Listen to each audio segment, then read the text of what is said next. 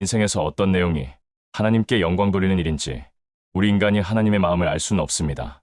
그러나 때로 하나님의 계시를 통하여 그것을 알게 될 경우 매우 놀라게 되는데 하나님의 마음과 인간의 마음이 일치되지 않기 때문입니다. 2014년 4월 가스퍼 철치를 개척하고 몇 년이 지난 어느 날 하나님께서 교회 개척으로 가장 크게 영광받으신 내용이 박경의 브리어 헬라어 번역 성경 출판이라는 성령의 음성을 들었을 때 얼마나 놀랐는지 모릅니다. 그 음성을 듣고 열심히 출판에 힘을 써서 지금과 같은 박경의 브리어 헬라어 번역 성경 구종까지 연속해서 출판이 가능했던 것입니다.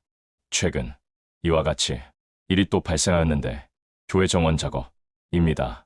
하나님께서 이 일을 얼마나 귀히 여기시는지 마치 자기의 집을 꾸미는 사람과 같은 느낌이었습니다.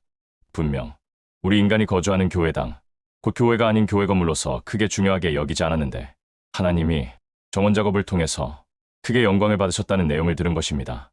심지어 정원 작업이 마쳐지는 오늘까지 막판 일주일 동안 맑은 날씨로 축복할 것이하고 절대 비를 내리지 않을 것이하고 약속까지 주셨으며 실제로 지금 여기 날씨는 5월 달 맑은 날씨처럼 구름 한 점 없고 화창한 따뜻한 날씨가 계속된 것입니다.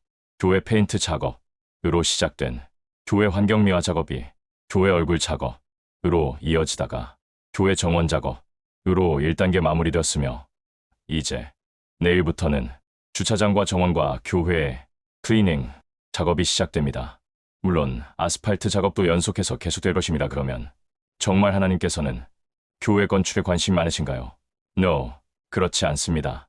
예수님 당시 그토록 화려했던 헤롯 성전에 대하여 그 웅장함과 그 규모에 대해 제자들이 놀라움으로 질문하였을 때 오히려 예수님께서는 돌 위에 돌이 남지 않고 무너질 것이 하는 심판을 말씀하셨는데 그 이유는 당시 유대교가 천국으로 인도하지 못하는 기독교였기에 반대로 참된 기독교를 핍박하였기에 완성되고서 얼마 되지 않은 AD 70년 로마 티투스 장군에 의하여 완전히 파괴됩니다.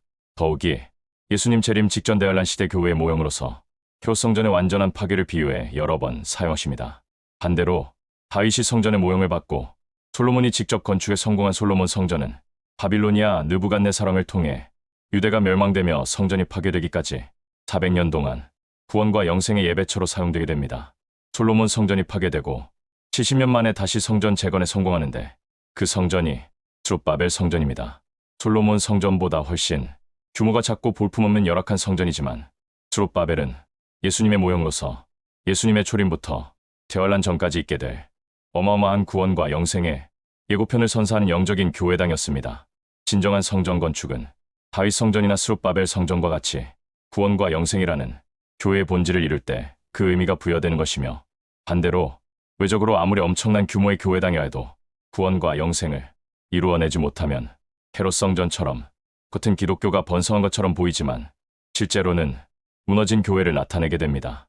오늘날 수많은 교회들과 그 부흥의 소식들과 더불어 교회당의 화려함과 엄청난 규모를 자랑한다 해도 교회의 본질인 구원과 영생으로 인도하지 못한다면 그 교회당은 헤롯 성전이 되는 것입니다. 또 다른 교회당이 있었는데 모세의 성막입니다. 광야 곧 거듭남으로 인도하지만 결국 구원으로 인도는 실패한 교회입니다.